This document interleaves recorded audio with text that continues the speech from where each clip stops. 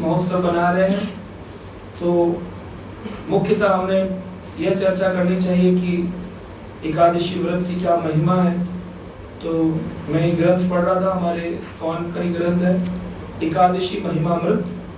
तो इस एकादशी में बहुत सारी चीज़ें बताई गई हैं, तो हम उसमें से कुछ चीज़ों पर चर्चा करेंगे। श्रील प्रभुपाद जी ने एकादशी के बारे में क्या कहा, और एकादशी की महिमा का वर्णन गर्ग संहिता नामक ग्रंथ में आता है। कौन से ग्रंथ में? किसने लिखा गर्ग संहिता? गर्ग आचार्य या गर्ग मुनि। तो गर्ग आचार्य कौन है? भगवान श्री कृष्ण के नामकरण किया था उनके कुल गुरु, जिस कुल में भगवान आए उनके कुल गुरु थे गर्गाचार्य। उन्होंने गर्ग ऋषि ने शास्त्र लिखा, गर्ग संहिता। जो चीजें भागवत में भी कभी कभी हमें नहीं मिलती हैं, कुछ ऐसे व्याख्यान, वो गर्ग संहिता के द्वारा प्रकाशित होते हैं हमारे साथ। तो गर्ग संहिता के माधुर्य खंड के अंदर कई सारे खंड हैं, जैसे भागवत में कई सारे स्कंद हैं, रामायण में जैसे कई सारे कांड हैं, ऐसे ही गर्ग संहिता में कई सारे खंड हैं। तो उसके माधुर्य खंड में नारद मुनि ने श्रीमती राधा रानी से पूछा, क्या एकादशी व्रत के तत्व के बारे में आप बता सकते? कहानियां तो बहुत सुनी हमने कि एकादशी के दिन भगवान के शरीर से एकादशी देवी प्रकट हुई और उसने मुर नामक राक्षस का वध किया, भगवान का नाम मुरारी पड़ा, पाप पुरुष जो था वो अन्न में प्रवेश कर गया। ये सब कथा हमने सुनी, पर यहाँ गर्ग संहिता की कथा है। राधा रानी ने नारद मुनि को बताया एकादशी का तत्व क्या है। तो कहती हैं कि एक बार दक्षिण दिशा में एक नगर था जिसका नाम था उशीनर नाम के नगर में प्रसिद्ध देश था। इंद्र ने कई वर्षों तक वर्षा नहीं करी, कई साल बीत गए, वर्षा नहीं हो रही थी। तो देश में जब वर्षा ना हो तो गाय पानी कहां से पिए, गोधन कैसे हो?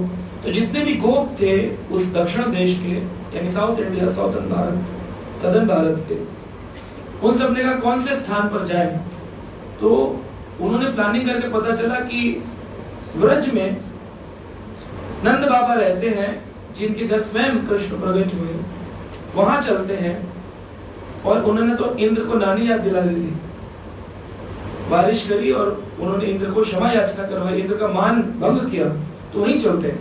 तो सब अपने अपने बच्चों को लेकर के, अपनी पत्नी शरीर परिवार को लेकर के सब पहुंच गए यमुना के तट पर और सब वृंदावन में आके बस गए।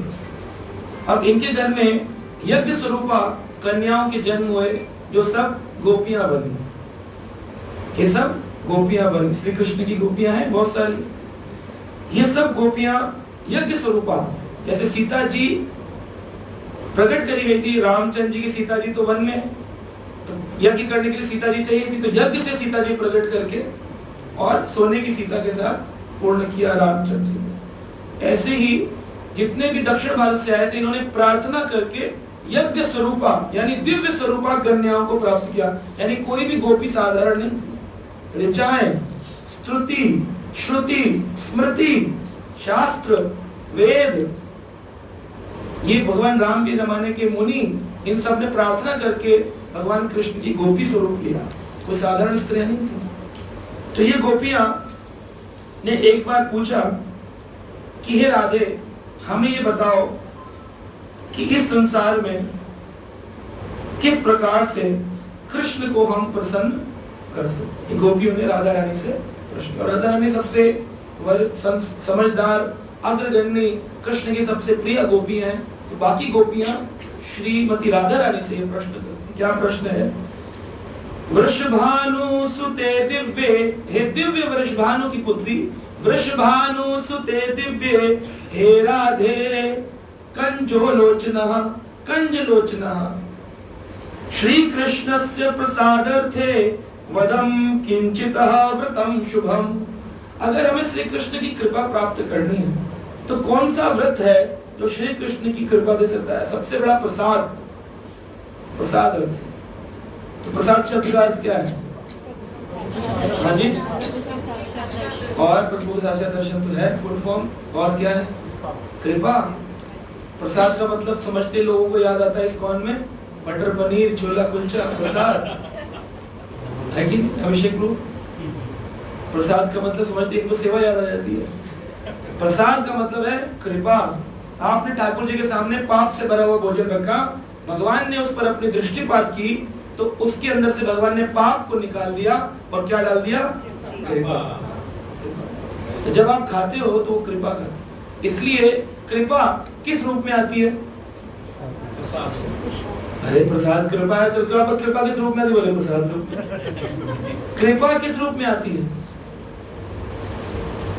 हाँ जी, किस रूप में आती है कृपा भगवान की? हाँ जी, गुरु और डिवोशन, भक्ति और कृपा आती है किसी भी रूप में। भगवान से आने वाली कोई भी वस्तु कृपा है। भगवान की माला है, ये क्या है? आप लोग वृंदावन धाम में प्रवेश मिले, क्या है?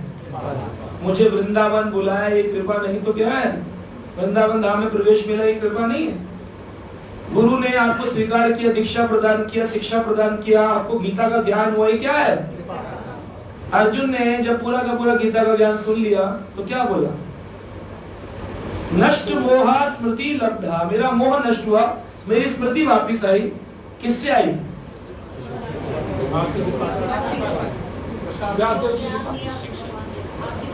आपके प्रसाद, तत्प्रसादात् में अच्युत है, अच्युत आपके प्रसाद से। तो भगवान ने महाभारत के युद्ध से पहले कौन सा लड्डू खिलाया था अर्जुन को, जो प्रसाद बोल रहे हैं? गीता। यानी गीता को अगर आपको लेक्चर सुनने को मिल रहा है, कोई बोले कहां से आया, बोले कृपा लेकर आ रहे हैं। बोले कहां है कृपा, दिखाओ प्रसाद कहां है? कृपा किसी भी फॉर्म में आती है। गुरु मिल गए, कृपा। वृंदावन धाम मिल गया, कृपा। प्रसाद मिल गया खाने को, कृपा। माला मिल गई, कृपा। भगवान का चरणामृत मिल गया, कृपा। भगवान के ज्ञान मिल गया, कृपा। शास्त्र मिल गए, कृपा। मंदिर बन गया घर में, कृपा। घर में कीर्तन हो रहा है, कृपा। हर फॉर्म में कृपा। तो आप खाली लड्डू पेड़े में कृपा ढूंढ रहे हो, प्रसाद। तो यहाँ पर बोला प्रसाद अर्थ है। अगर हमें कृष्ण की कृपा चाहिए, प्रसाद अर्थ है। हमें बताइए, किंचित व्रतम शुभम, कौन सा व्रत शुभ है? कौन सा व्रत शुभ है जो कृष्ण की कृपा दे सकता है? इन सारे फॉर्म्स में गुरु प्रदान कर सकता है, दीक्षा प्रदान कर सकता है, शिक्षा प्रदान कर सकता है, शास्त्र ज्ञान प्रदान कर सकता है, खाना प्रसाद प्रदान कर सकता है। सब कुछ प्रदान करना कृष्ण प्रसाद है। कहां से मिलेगा? कौन सा व्रत है? तो राधा रानी करती। गर्ग संहिता में श्री राधो उवाच, राधा रानी ने कहा, श्री कृष्णस्य प्रसादर्थे, क्या आया प्रसाद? जो प्रश्न है वही उत्तर है। हम लिखते थे ना, Who was the king? The king was ऊपर के उत्तर में भी लिखा जाता है, श्री कृष्णस्य प्रसादार्थम कुरुतो एकादशी व्रतम। कौन सा व्रत करो? तेन वशयो हरि साक्षात् भविष्यन्ति न संशयम्। आप एकादशी व्रत करके कृष्ण को अपने वश में, हरि वशो, साक्षात कृष्ण आपके पीछे पीछे दौड़े। अरे तूने एकादशी व्रत रखा हुआ है, पीछे पीछे दौड़ेंगे, पीछे पीछे। और इसमें कोई संशय नहीं है, राधा रानी ने कहा। फिर राधा रानी आगे कहती है, प्रश्न का उत्तर देते हुए कई बार लोगों के मन में आता है, कृष्ण पक्ष का रखें कि शुक्ल पक्ष का रखें? स्मार्त ब्राह्मणों ने जो वैदिक कर्म कांड होता है उसके आधार पर अपने अपने ग्रंथ और किताबों और पुस्तिकाओं की रचना कर ली, और उन ग्रंथों से लोगों का कबाड़ा हो गया। लोगों को पता ही नहीं चलता करना क्या है और क्या नहीं करना। तो कृष्ण पक्ष की एकादशी रखें कि शुक्ल पक्ष की रखें? सारी रखें। ये तो आप इस कौन में आए तो पता चला ना। आप बाहर के ब्राह्मणों से पूछो मंदिर में जाके, महाराज एकादशी रखे? नहीं, ये तो विधवाओं के लिए है। एकादशी रख नहीं, विवाहिता स्त्री को नहीं रखनी चाहिए, पति मर जाता है। ये कौन से फिलॉसफी कहाँ लिखा है? फालतू की चीजें बना रखी लोगों ने। लोगों को बेचारे, जो बेचारे ही कहा जा सकता है, कंफ्यूज्ड हैं, दुखी हैं, त्रितापों से दग्ध जिनका हृदय, मंदिर में जाते शिव जी पर जल चढ़ाने, वहां पर पंडित जी बैठे गुटखा चबा रहे, एकादशी विधवा रखती हैं, तुम नवरात्रि रख लो। अरे नवरात्रि, शिवरात्रि, दंडवत प्रणाम करती है एकादशी के आगे। जिसने एकादशी रखा उसे किसी और व्रत रखने की आवश्यकता नहीं होती है। ये राधा रानी कह रही है। अब तुम राधा रानी को नहीं मान रहे, जो पूरे विश्व की सरकार है, जिनके आगे स्वयं श्री कृष्ण शरणागति करते हैं, तो तुम्हारी तो बुद्धि पति थे, फिर अब तुम्हारे से झगड़ा नहीं करना हमको। मूर्ख हो, मूर्ख थे और मूर्ख ही रहोगे, हम तुमसे झगड़ा नहीं करना चाहते। तुम्हें गुटके वाले की बात समझ में आ रही है, राधा रानी की बात समझ में नहीं आ रही। राधा रानी सरकार श्री राधे राधे भजन गा रहे घर में, वृंदावन में राधे राधे, राधा कुंड में राधे राधे, श्याम कुंड में राधे राधे। वो राधा क्या बोल रही है वो समझ नहीं आ रहा। भजन सुन के राधे राधे और खा रहे क्या अपनी मर्जी का। तो फिर आपने क्या राधे राधे कीर्तन सुना। श्री राधो उवाच, ग्रंथ संहिता में लिखा है, क्या कह रही है? मार्गशीर्षे कृष्ण पक्षे उत्पन्नः विष्णु देहतः मूर्दैत्यः वर्धार्थे तिथि एकादशी वरः। राधा रानी ने कहा मूर नामक दैत्य का वध करने के कारण एकादशी देवी प्रकट हुई। मूर ने वादा किया था भगवान ने उससे कि तेरा वध कोई नहीं कर सकता, मैं भी नहीं कर सकता। अब जब भगवान ने वादा कर दिया तेरा वध मैं भी नहीं कर सकता, कौन करेगा इसका वध? तो भगवान की एक शक्ति प्रकट हुई जिसका नाम एकादशी, क्योंकि एकादशी तिथि में प्रकट हुई, नाम एकादशी। मासे पृथक भूता सेवे सर्वव्रत उत्तमः। मासे जितने महीने हैं इनमें जितने व्रत आते हैं, हनुमान जी का रख ले मंगलवार का, प्रभु जी 40 साल से रख रहे हैं, तोड़ नहीं सकते, मत तोड़ो, ये भ्रम है तुम्हारा। और भ्रम टूटता है तब ज्ञान प्रकट होता है। और भ्रम है तुम्हारा कि सोमवार का कर रहे हैं 25 साल से, तो क्या करे? अगर गलत काम गलत व्यक्ति का, गलत इन गलत नहीं है कि पाप है, लेकिन अगर उत्तम चीज की प्राप्ति हो तो हमें वो निचला रस छोड़ देना चाहिए। अरे मैं जब छोटा था 10वीं में पढ़ता तब गया था, पंडित जी ने कहा तो मंगलवार का रखो, तब से मैंने मना लिया, अब मैं मंगलवार। लेकिन क्या भक्ति में प्रगति कर सकता है ऐसा व्यक्ति? आपने किस कारण से रखा? बस रखते हैं, कोई कारण नहीं। हनुमान जी की कृपा मिलेगी। हनुमान जी की कृपा क्या है? फिर वही बात, आपके हाथ में रामचंद्र जी की माला आ जाए, आपके मन में भगवान की जिह्वा पर भगवान का नाम आ जाए, आप एकादशी व्रत रखो। हनुमान जी खुद एकादशी व्रत रखते हैं, ये एकादशी व्रत नहीं रखता, हनुमान जी का फॉलोअर चोला चढ़ा रहा है। हनुमान जी एकादशी व्रत रखते हैं, भजन करते हैं रामचंद्र जी का। मासे पृथक भूता सेवे सर्वव्रत उत्तमः तस्यं शरणं विशन्ति नामना वक्ष्यामि हित कामयाम। कहते हैं यह तिथि अन्य सभी तिथियों में से श्रेष्ठ है। कई लोग बोलते हैं एकादशी नहीं रखते, हम क्या करते हैं? त्रयोदशी, द्वादशी के बाद त्रयोदशी का व्रत करते हैं। कुछ लोग पूर्णमासी का व्रत करते हैं। प्रभु जी अब एकादशी शुरू कर दिया, पूर्णमासी का क्या करें? उद्यापन करना पड़ेगा। अरे उद्यापन उसका होता है जिसका आप भौतिक इच्छा के कारण कोई संकल्प करते हो।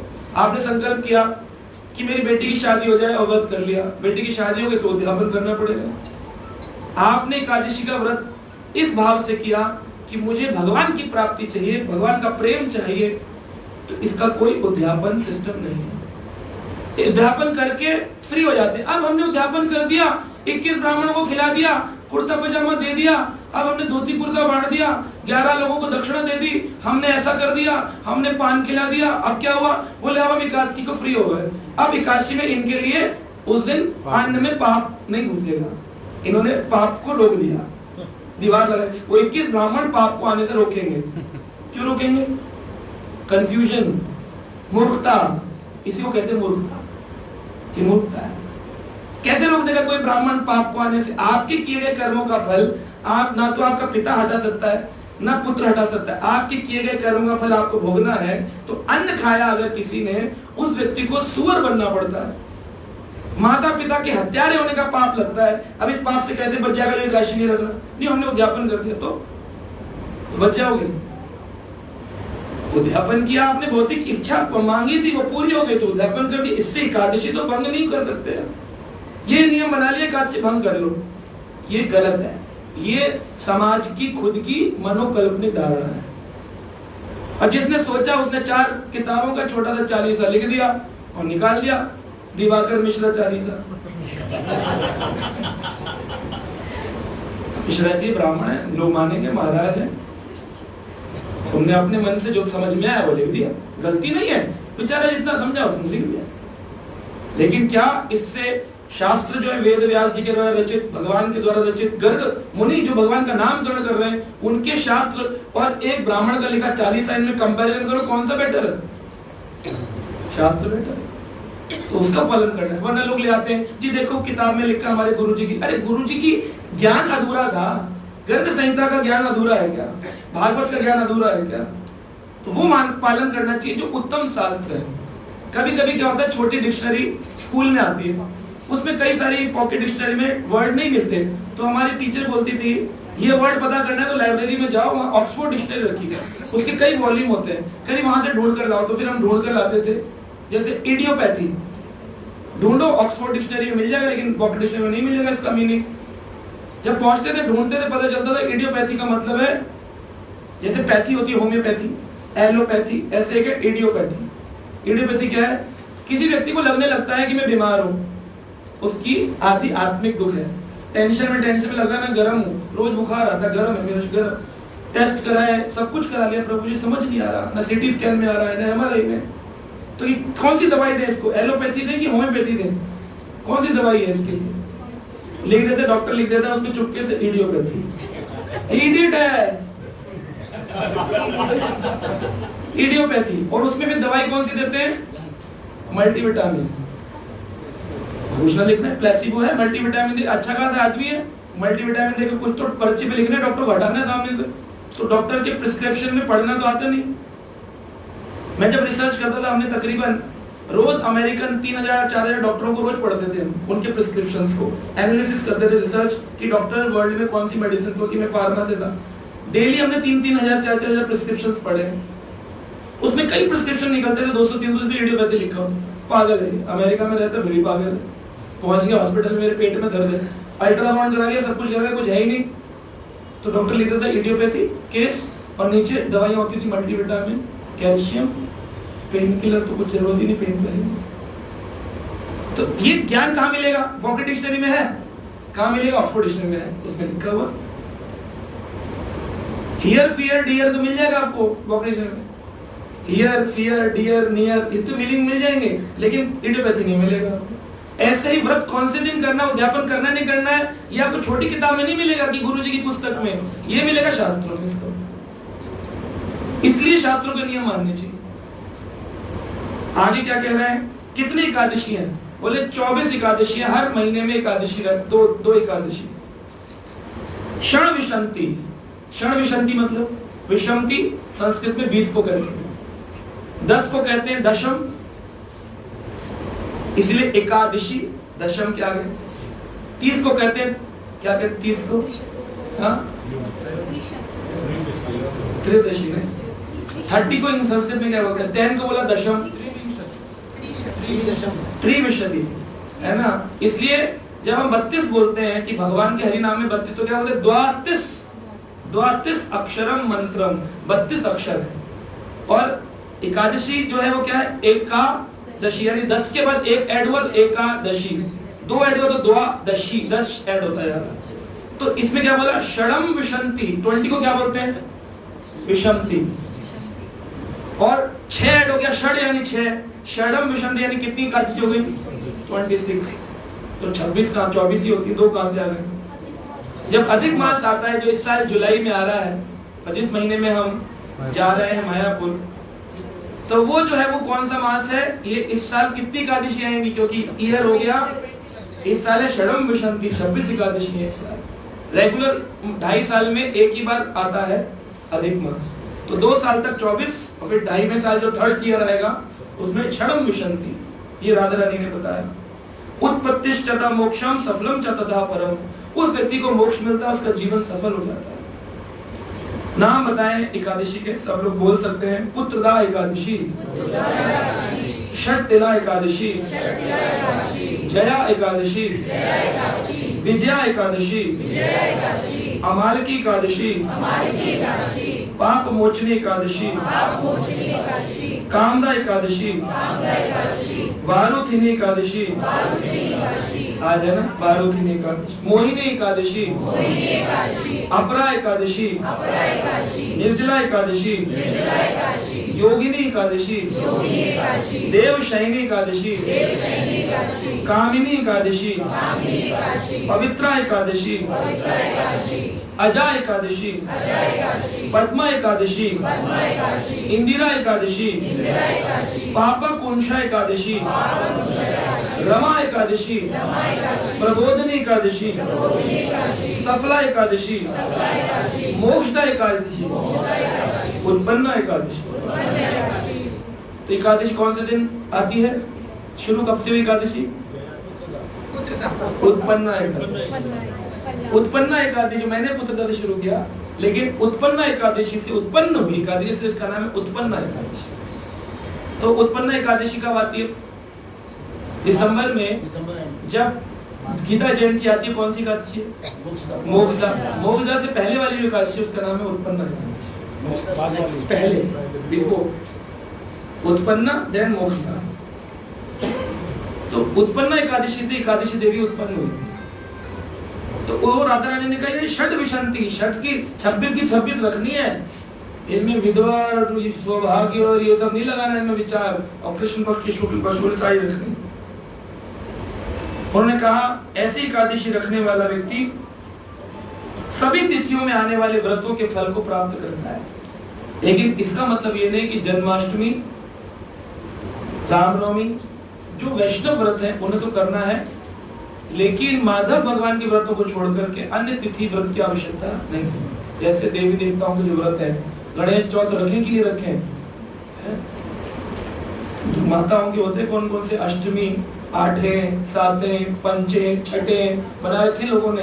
ये सब की जरूरत नहीं होती। जो एकादशी रखता है उसको जबरदस्ती अपने शरीर का मांस सुखाने की जरूरत नहीं है, क्योंकि भगवान उनसे छठे, आठे से, चौथे से प्रसन्न नहीं हो रहे हैं। भगवान प्रसन्न होते हैं एकादशी। यह एकादशी विधि का उन्होंने बताया। अब एकादशी रखने के ऊपर बात करते हैं कि एकादशी कैसे रखनी चाहिए। तो वैष्णव स्मृतियों के अनुसार, शास्त्रों के अनुसार हम इसका पालन करने का पढ़ेंगे कि कब करना चाहिए, कितने साल के व्यक्ति को एकादशी रखनी चाहिए। कभी कभी 25 साल का व्यक्ति होता है, 26 साल का, वो एकादशी रखता है यंग, तो उसके माँ बाप कहते हैं ये कोई उम्र है, पागल हो गया, बूढ़ा हो जा तब करियो। तो शास्त्र क्या कह रहे हैं? हरि भक्ति विलास में लिखा है अष्टवर्धिको मत्य हो अपूर्ण शीत वात्सरः एकादशीम उपवसते पक्षो रोभीर।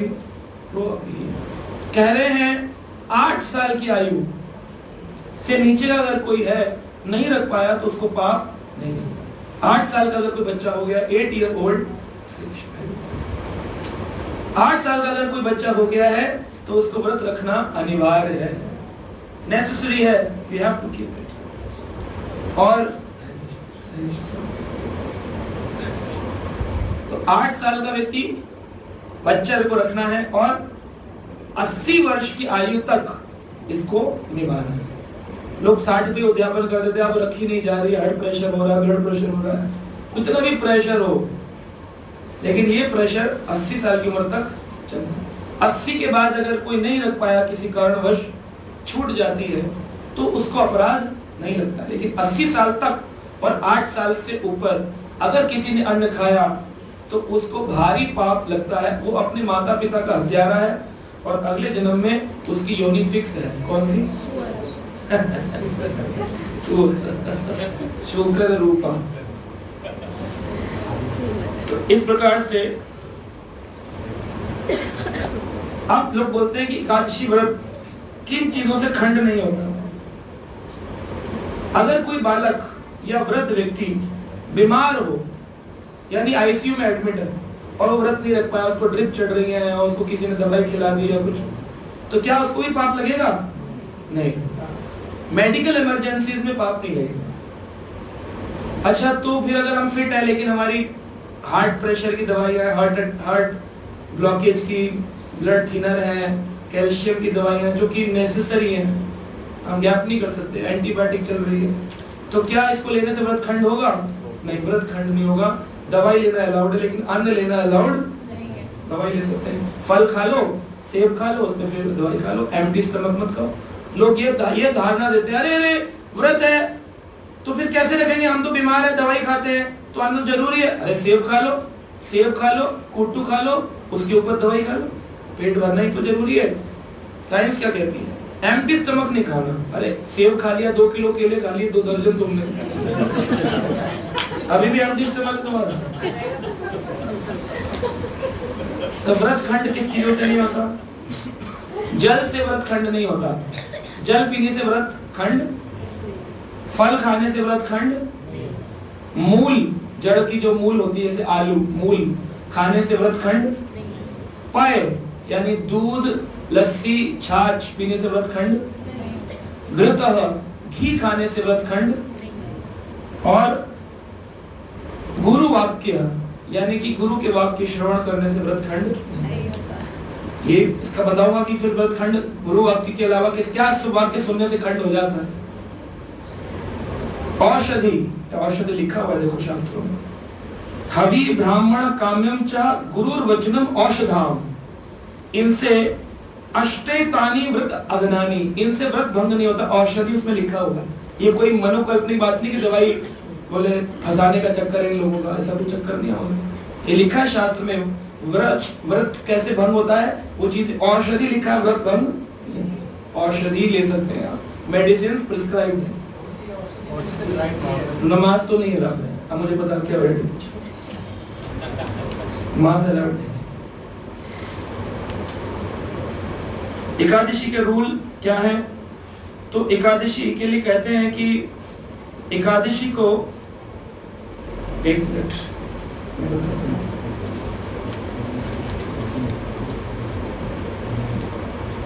अब एकादशी के कुछ नियम है। अब जो मैं नियम बताऊंगा ये नियम शास्त्रिक नियम है। क्या नियम है? शास्त्रिक नियम। जितना पालन कर सको उतना करना। ये मत कहना प्रभु जी ने आपने तो घबरा दिया। जितना कर सको उतना करना, क्योंकि इस्कॉन मंदिर में भी और मंदिरों में, प्राय मंदिरों में लौकिक नियमों का पालन किया जाता है, यानी कि जो लोक में प्रचलित नियम। लेकिन लौकिक नियम से कृष्ण भक्ति तो मिलती है, लेकिन कृष्ण प्रेम नहीं मिलता। प्रेम पाने के लिए शास्त्रिक नियमों को, आध्यात्मिक नियमों को लगाना पड़ता। जैसे 4 वर्ण है, ब्राह्मण, क्षत्रिय, वैश्य, शूद्र। इनमें सबसे ऊंचा आश्रम कौन सा है? नहीं, वर्ण है तो ब्रह्मचारी, गृहस्थ, वानप्रस्थ, सन्यास। इनमें सबसे बड़ा आश्रम कौन सा है? लेकिन मनुस्मृति क्या कहती है कि 3 आश्रम गृहस्थ आश्रम पर निर्भर होते हैं। अगर गृहस्थ ना कमाए तो ब्रह्मचारी कहां से आए, कहां से खाए? ब्रह्मचारी को पैदा किसने किया? सन्यासी ने, वानप्रस्थी ने। किसने पैदा किया? ब्रह्मचारी कहां से आए? गृहस्थी से। कहां से खाए? ब्रह्मचारी प्रसाद खा रहा है, किससे खा रहा है? गृहस्थ डोनेशन दे रहा है। सन्यासी कहां से खा रहा है? वानप्रस्थी कहां से खा रहा है? यानी 3 आश्रमों को चलाने वाला कौन सा है? इसलिए कहते हैं गृहस्थ सबसे बड़ा आश्रम, ये मनुस्मृति ने कहा। तो क्या ये सबसे बड़ा आश्रम? लौकिक दृष्टि से सबसे बड़ा आश्रम है, लेकिन आध्यात्मिक दृष्टि से सबसे निचला आश्रम, क्योंकि इसमें आदमी भोग इच्छाओं में लिप्त रहता है। गृहस्थ से बेटर है ब्रह्मचारी, ब्रह्मचारी से बेटर है वानप्रस्थी, और वानप्रस्थी से बेटर है। इसलिए सबसे ऊंचा आश्रम संन्यास आश्रम है आध्यात्मिक दृष्टि से। लौकिक दृष्टि से गृहस्थ। इसीलिए कोई भी गृहस्थ ये नहीं चाहेगा मेरा पति सन्यासी बन जाए, क्योंकि वो लौकिक दृष्टि में फंसा हुआ है। आध्यात्मिक उसको पता ही नहीं। एक सन्यासी बन गया घर में, एक ब्रह्मचारी बन गया घर में, उसकी 21 पीढ़ियां तर जाती हैं। लेकिन फिर भी व्यक्ति सोचता रहता है पीढ़ी तरेंगी तो तब जब पीढ़ी होंगी ये तो ब्रह्मचारी बनिए।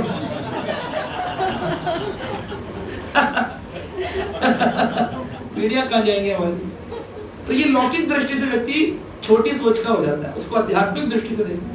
तो आध्यात्मिक दृष्टि एकादशी के नियम बता रही है, लौकिक दृष्टि नहीं बता रही है। लौकिक दृष्टि ये है एकादशी के दिन अन्न मत खाओ, भजन करो भगवान का, और बस बढ़िया कूटू पकौड़ी खाओ, बढ़िया आलू फ्राई खाओ, मूंगफली दाना खाओ, आलू लच्छा खाओ, साबूदाना खिचड़ी खाओ। ये लौकिक दृष्टि से व्रत सही है। अब आध्यात्मिक दृष्टि का व्रत क्या है, ये आज हम चर्चा कर रहे हैं। इसको कहते हैं स्पिरिचुअल एकादशी।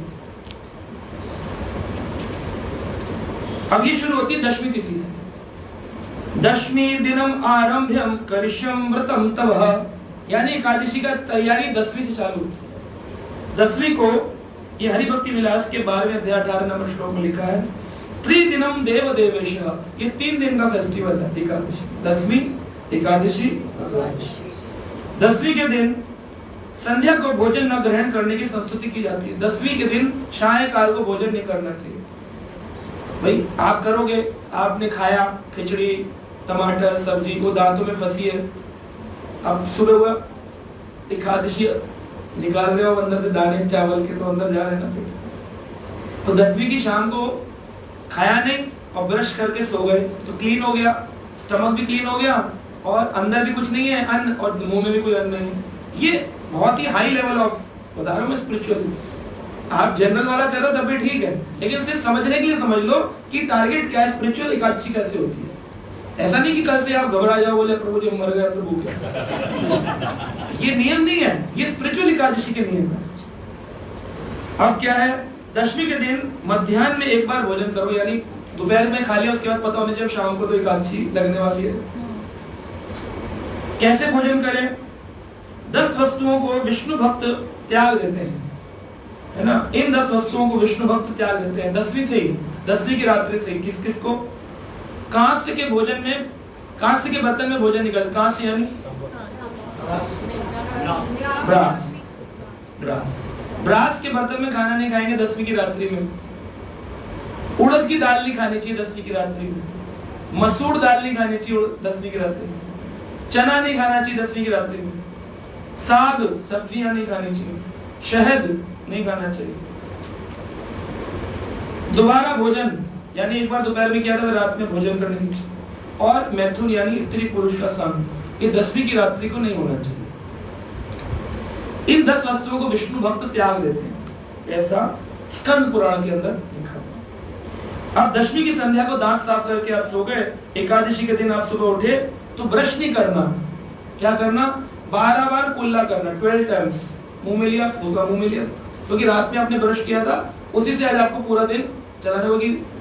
टूथपेस्ट में कई तत्व होते हैं, केमिकल्स और बहुत सारी चीजें। इवन कुछ लोगों का कहना है, मैं नाम नहीं लूंगा कंपनी का क्योंकि ऑनलाइन जाता है, पर पॉपुलर टूथपेस्ट के अंदर कैल्शियम के नाम पर हड्डियां होती हैं, मांस हड्डियों को, हड्डियों में कैल्शियम होता है, तो पशुओं की हड्डियां मिलाई जाती हैं कैल्शियम के नाम पर टूथपेस्ट की व्हाइटनिंग के लिए। तो उससे एकादशी व्रत भंग हो सकता है। इसलिए आयुर्वेदिक या तो हम यूज करें, या फिर जैसे नीम यूज कर सकते हैं, नीम टूथपेस्ट, है ना, या नीम की दाल तो यूज कर सकते हैं। लेकिन अन्न वाले आपको पता नहीं, इसलिए सेफर साइड में 12 बार कुल्ला करके क्लीन कर लो। एकादशी के दिन निराहार रहो, यानी कोई आहार मत लो। अगर लेना भी है तो हल्का फुल्का फल आहार लो। भोक्ष्यामि पुंडरीकाक्ष शरणम में भवच्युतः, हे भव अच्युत, इस भव सागर से पार करने के लिए मैं आज एकादशी के दिन भोजन नहीं करूंगा, ऐसा प्रण करते। श्लोक याद भी ना भी हो तो ये प्रार्थना कर सकते, प्रभु आज मैं व्रत करूंगा, आज मेरा व्रत है। ये भगवान कृष्ण की प्रसन्नता हेतु है। अगर बहुत ज्यादा प्यास लगे निर्जल व्यक्ति को, अगर वो निर्जल रखता है, टॉप मोस्ट प्लेटफॉर्म है निर्जल, तो उसको आचमन भी नहीं करना होता भगवान की पूजा के लिए। हाँ, खाली हाथ पे रखा, ओठ पे स्पर्श किया, हाथ में रखा, ओठ में स्पर्श किया, हाथ में रखा, ओठ में, अंदर नहीं लेना। ये निर्जला एकादशी का नियम। लेकिन अगर कोई निर्जला नहीं रख सकता, निर्जला के बिना उसका शरीर जल रहा है, निर्जला से जल रहा है, तो उसको जल लेकर के शांत कर लेना चाहिए। जल लेकर भी जल रहा है तो उसको फल लेकर शांत करना चाहिए। फल भी उसको फलित नहीं हो रहे हैं तो उसको फल आहार कर लेना चाहिए, लेकिन अन्न ग्रहण। प्रभुपाद जी कहते थे एकादशी के दिन सोना नहीं चाहिए, न दिन में न रात में, न दिन में। अब रात में तो बड़ा मुश्किल है, एटलीस्ट दिन का तो रोक ही सकते हो। एसी चलाकर सोना जरूरी, दोपहर में 2 घंटे। सुबह के 4 बजे उठे, प्रभु जी तो मंगल आरती उठवा दिया, 25 मालाएं करवा दी, खाने को दिया नहीं, हम सोए भी नहीं। आध्यात्मिक तपस्या ऐसी, सोना नहीं चाहिए। एकादशी के दिन व्यक्ति को बार बार जलपान भी नहीं करना चाहिए। बार बार पानी पी रहे, बार बार जूस, बार बार छाछ, बार बार लस्सी, 15 गिलास 20 गिलास। एकादशी रख रहे हो कि क्या रख रहे हो? हिंसा नहीं करनी चाहिए, यानी कि मार पिटाई कुटाई, बोले तो भूखा हूं, पहले बोल रहा है मेरे से, लड़का कार में लगा दिया। हिंसा नहीं करनी चाहिए। अपवित्रता, आज तो व्रत है गुरु जी, खाया पिया नहीं, क्या नहाए धोए तैयार।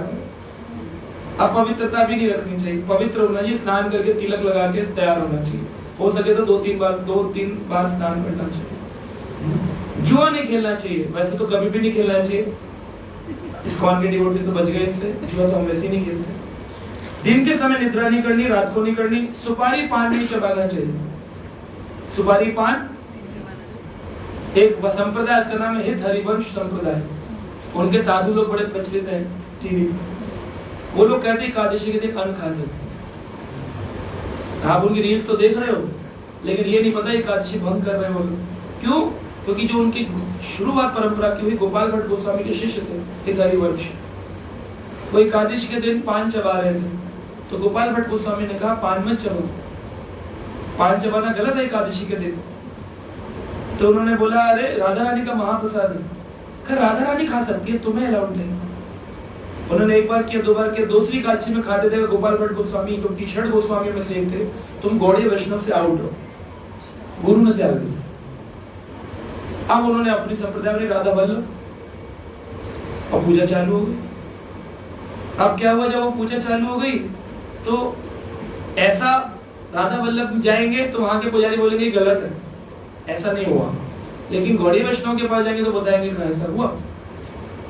उनके पास जब एकादशी भंग करोगे तो आप में भोग की वृत्ति बढ़ेगी, भोग वृत्ति बढ़ने से वो पैसे वाले का मंदिर से पैसा आने लगा ना, डोनेशन आने लगी, तो उस ऐश्वर्य पे रह गए। इतना ऐश्वर्य आया कि डाकुओं ने उन पर कब्जा करने के लिए, पैसा लूटने के लिए उनको मार डाला, गर्दन काट दी। तो जब गोपाल भट्ट गोस्वामी यमुना स्नान को गए तो उन्होंने देखा कि यहाँ पर तो गर्दन पड़ी, ऊपर का स्कल, खोपड़ी। अरे हरिवंश तुम कहां से? बोले मेरे को भगवान स्वीकार नहीं कर रहे हैं, मैं तो इतना पुजारी था, वृंदावन में रहता था। वृंदावन में रहने से जरूरी नहीं भगवान स्वीकार कर लेंगे। वृंदावन की महिमा है कि वृंदावन से मोक्ष प्राप्त होता है, लेकिन और भी नियम करने पड़ेंगे। वृंदावन में रह के प्याज खा रहे, लहसुन खा रहे, लड्डू गोपाल को चाय पिला रहे, तो वृंदावन भगवान गोलोक ले जाएंगे। वहीं पर आपको दोबारा जन्म देंगे वृंदावन में, पशु बनाकर। कुत्ते घूम रहे ना वृंदावन में, आपने कचौड़ी फेंक दी, पत्थर को चाट रहा है, क्योंकि महाप्रसाद की आदत पड़ी हुई है, वृंदावन की कृपा है। आप अपराध कर रहे हो वृंदावन में रह के, वृंदावन धाम तो घूमने चलेंगे, लेकिन आपके परिवार को ये नहीं पता अपराध नहीं करना। ब्रजवासी देखो बीड़ी पी रहा है, आपने अपराध कर दिया ब्रजवासी के प्रति, वो कुछ भी करे, इस व्यक्ति को वृंदावन तो मिलेगा, लेकिन कछुए के रूप में मिलेगा, कुंड में पड़ा रहेगा कछुआ बन के। ऐसे ऐसे बच्चे आएंगे परिक्रमा कहेंगे देखो देखो देखो कछुआ, कुंड का कछुआ, बस वहीं पे तड़पता रहेगा पड़ा। कई हजारों साल तक कछुओं की लंबी उम्र होती है। अपराधी है, वृंदावन में मिला, लेकिन कछुए को क्या फायदा, वो भजन कर सकता कछुआ?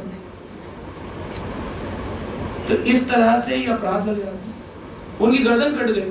तो उन्होंने गोपाल भट्ट गोस्वामी से कहा आप मेरे गुरुदेव थे, मेरी कृपा करी। कहा 84 कोस की परिक्रमा लगाओ। करे अभी दाढ़ी नहीं बचा, हमारा गर्दन कट गई। क्या गर्दन से लगाओ? तो उनकी गर्दन ने पूरी 84 कोस की परिक्रमा लगाई, तब जाके उनको भगवान का धाम था। तब फिर उन्होंने कृपा करके राधा वल्लभ तुम पर कृपा करे।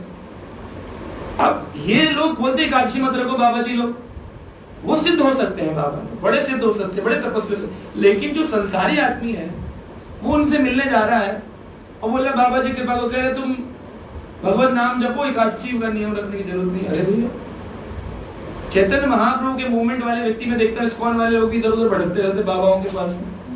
आप इस्कॉन में है, चैतन्य महाप्रभु के मूवमेंट में है, चैतन्य महाप्रभु कह रहे अन्न नहीं खाना है।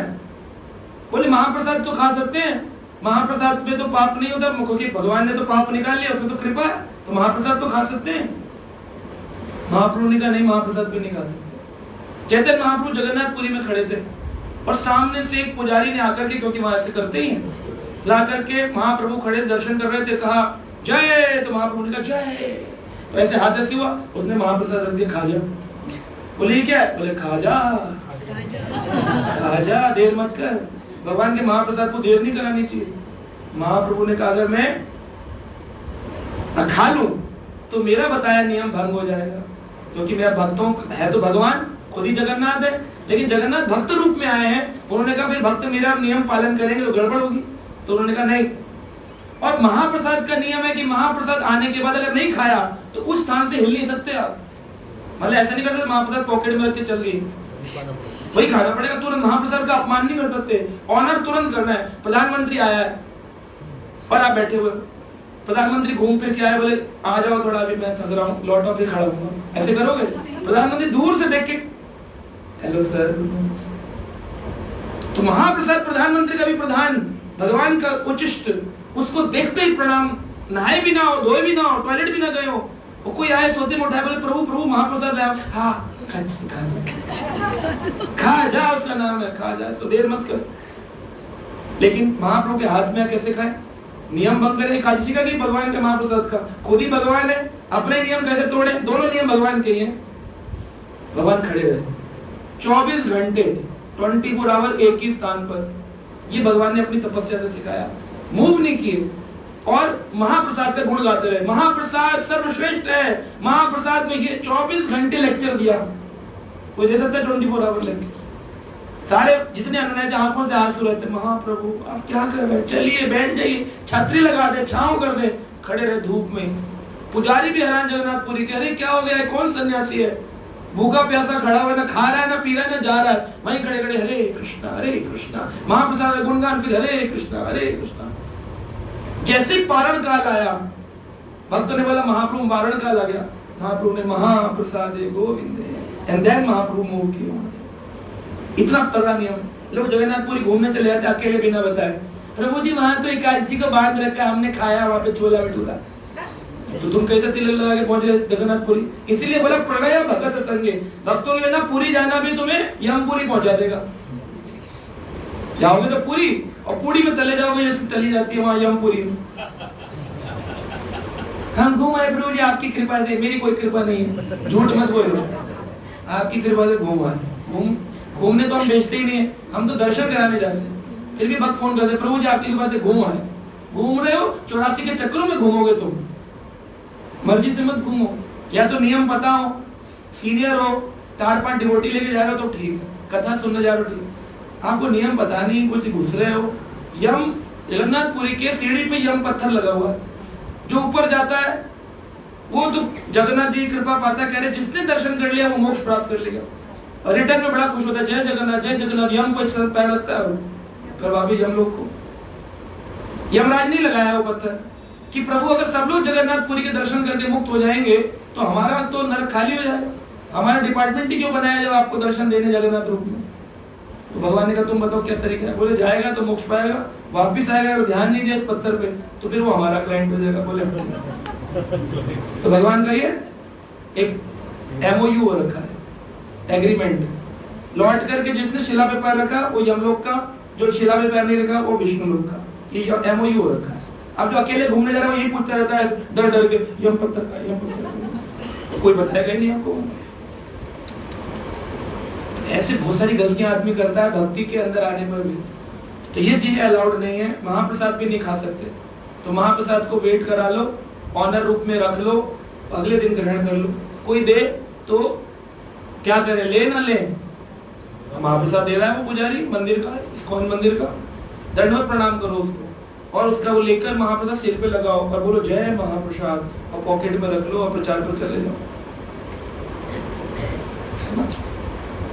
लेकिन खाओ मत। ये बात सच है कि महाप्रसाद में पाप नहीं है, लेकिन भगवान चैतन्य ने इस बात को स्थापित किया कि हमें महाप्रसाद भी ग्रहण है। प्रजल्पा नहीं करना एकादशी के दिन, अखबार पढ़ रहे हैं, न्यूज देखना, प्रजल्पा करना, मोदी जी ने ये किया और केजरीवाल जी ने ये किया, चर्चाएं एकादशी के दिन बंद करना। आध्यात्मिक रूप से पतित व्यक्ति के साथ घूमना फिरना, कोई रिश्तेदार के घर जाना है, बोले शादी में जाना पड़ जाए तो एकादशी में जाए ना जाए, बहुत क्लोज रिलेटिव की है, तो पहला स्टैंडर्ड है न जाए, और दूसरा स्टैंडर्ड है जाए तो केवल फल खाएं। ये ना चाहें कि प्रभु जी 2 एकादशी होती है ना, 10वीं वाली 11वीं वाली, तो शादी जिस दिन होती है लोग चेंज कर लेते हैं आगे पीछे। हाँ, बहुत सारे जानकार हैं मेरे, मुझे फोन आते हैं बहुत सारे, प्रभु जी एकादशी पड़ रही है लेकिन आपके इस्कॉन वाले तो कल करेंगे ना। मैंने कहा हाँ, तो एकादशी व्रत तो कल, तो आज हम शादी में जा सकते हैं। मैंने कहा खा के पी के आ गए, अगले दिन व्रत कर लिया। अगली बार जब होगा तो बोले इस बार भी तो इस्कॉन फॉलो करो। इस बार मुंडन पड़ गया किसी का रिश्तेदार के बच्चे का, वो पड़ गया उस दिन जिस दिन इस्कॉन वालों की एकादशी। कह रहे प्रभु जी लेकिन सारा संसार तो कल बना रहा है। तो ये कौन सा, ये भगवान का भक्त नहीं है, अपॉर्चुनिस्ट है, और ये भोग वृत्ति का है। इसको खाने से मतलब है, इसको भगवान से कोई मतलब नहीं। तो ऐसे नियम में अगर 2 एकादशी हो, 10वीं की भी हो और 11वीं की भी हो, तो कौन सी एकादशी करनी चाहिए? तो शास्त्र कह रहे हैं 10वीं के साथ जब 11वीं मर्ज हो जाए, 10वीं में 11वीं, इसको बोलते हैं पूर्व वृद्धा एकादशी। यानी 10वीं जो पूर्व तिथि थी वो वृद्ध हो गई, बढ़ गई, इंक्रीज हो गई। उस दिन जो लोग व्रत करते हैं क्या होता है? सन्नतो असुरहा, उस दिन असुर प्रवृत्तियां प्रकट होती हैं। डेमोनिक मेंटलिटी, गुस्सा, काम, क्रोध जो हटाना चाह रहे हो वही बढ़ा लोगे अगर आपने वो गलती से एकादशी रख ली। हिंदू कैलेंडर जो आते हैं, पंचांग मार्केट में, इनमें तिथियां होती हैं चंद्रमा के अकॉर्डिंगली, और उनमें ये नियम माना नहीं जाता क्योंकि उनके पास महान पंडित चैतन्य महाप्रभु नहीं है। निमाई पंडित से बड़ा कोई संस्कृत ज्ञानी नहीं हुआ। भगवान ने न्याय शास्त्र लिखा, भगवान ने व्याकरण लिखे। वो बात अलग है कि भगवान ने सब कुछ फेंक दिया पानी में। चैतन्य महाप्रभु का एक मित्र था, उसका नाम था रघुनाथ। रघुनाथ ने भी न्याय शास्त्र लिखा और महाप्रभु ने भी न्याय शास्त्र लिखा। तो आज हमारे पास महाप्रभु का लिखा हुआ न्याय शास्त्र होता, व्याकरण संस्कृत का। लेकिन रघुनाथ ने जब पढ़ा महाप्रभु का तो बोला अरे ये तो मेरे वाले के सामने कुछ भी नहीं है, लेकिन मैं तो सोच रहा था मैं नंबर 1 बनूंगा संसार में। तो महाप्रभु ने कहा तुमने किताब लिखी है संसार की कामना के लिए और मैंने किताब लिखी थी अपने गुरु के प्रेम के कारण, तो मुझे तो संसार की कामना नहीं है। तो बोले लेकिन अब जब तुम्हारा लॉन्च होगा तो मेरे को कौन पूछेगा? तो महाप्रभु ने कहा चलो आओ हम लोग दर्शन के लिए चलते हैं। और दर्शन के लिए ले जा रहे थे, यमुना बीच में गंगा थी, गंगा के पार जा रहे थे। महाप्रभु ने रघुनाथ के ग्रंथ को गोदी में रखा, पढ़ रहे थे और ऐसे उठाकर ग्रंथ फेंक दिया पानी। रघुनाथ चिल्ला ये क्या किया? निमाई ये क्या किया? मेरा ग्रंथ फेंक दिया। महाप्रभु ने नहीं तुम्हारा नहीं फेंका, मैंने अपना फेंका। रघुनाथ रोने लगे, ये क्या किया तुमने, अपना क्यों फेंका? बोले जब तुमने कहा तुम्हारा मेरा रहेगा तो तुम्हारा चलेगा मेरा नहीं चलेगा, और मुझे संसार की कामना नहीं है तो मैंने अपना वाला था। इतना सारा लिखा हुआ व्याकरण शास्त्र महाप्रभु ने पानी को गंगा जी में बहा दिया, क्योंकि रघुनाथ का न्याय शास्त्र आज तक भी जो संस्कृत व्याकरण है रघुनाथ के द्वारा लिखा हुआ शास्त्र पढ़ा जाता है, न्याय। ये त्याग है महाप्रभु का। इसलिए इस मूवमेंट का जो है ना, कोई और बाबा जी महाराज नहीं दे सकते उसका ज्ञान। बाबा जी महाराज सिद्ध हो सकते हैं लेकिन वो दे नहीं सकते, क्योंकि चैतन्य महाप्रभु स्वयं भगवान की कृपा इस गौड़ीय वैष्णव संप्रदाय। इसलिए कभी छोड़कर नहीं जाना चाहिए गौड़ीय वैष्णव को कि वो वाले बाबा जी की रील बढ़िया चल रही है या वो वाले महाराज जी बड़ी कृपा कर रहे हैं, जल्दी दीक्षा दे रहे हैं। ये सब भक्ति नहीं है। तो बड़े ध्यान से भक्ति को पकड़ करके चलना चाहिए। तो 10वीं में अगर 11वीं मिक्स हो जाए, यानी कि जब सूर्य उदय हुआ और तिथि बाद में प्रारंभ हो रही है, सूर्य उदय का टाइम है 5:55 और एकादशी लग रही है 6:10 पर, यानी कि सूर्य उदय के बाद एकादशी जो है ये खंडित एकादशी है। इसको पूर्व वृद्धा एकादशी कहते हैं। इसका व्रत करने से आपकी असुर प्रवृत्ति बढ़ेगी। अब संसारी लोग कहेंगे एकादशी तिथि है, सुबह हम 8 बजे सो उठे तो तिथि लगी हुई थी, 8 बजे उठे हमारी गलती है, तिथि लगी हुई है, आज तो एकादशी है, कल तो सुबह 5 बजे एकादशी खत्म हो जाएगी, फिर कहाँ एकादशी कल? लेकिन सूर्य उदय क्योंकि कल 4:50 पर हो रहा है और 4:50 के बाद तक एकादशी चल रही है या एकादशी है उस दिन, तो उसको कहेंगे परावृद्धा एकादशी।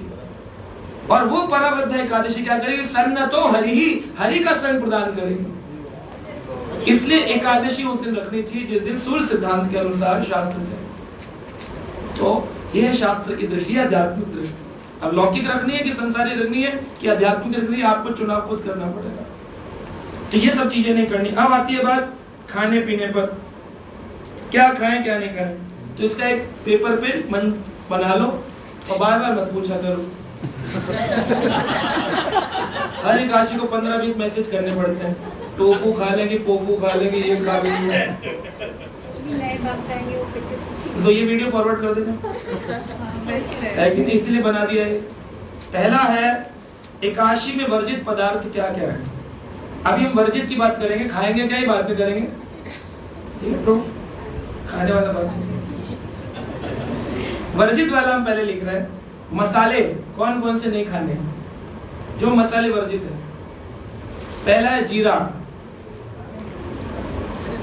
दूसरा है हींग, तीसरा है हल्दी, चौथा है मेथी। ये तो कल ही किसी ने पूछा दीक्षित माता जी ने कि प्रभु जी हम मेथी खा सकते हैं कि नहीं।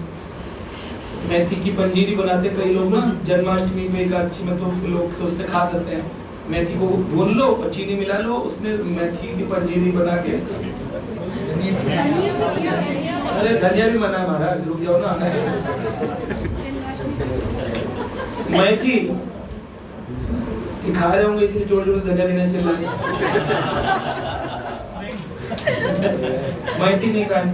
सरसों के बीज, ध्यान देना, सरसों के बीज। इमली खटाई बनाकर डाल देते ना इमली की, कभी कभी सब्जी में इमली अलाउड नहीं।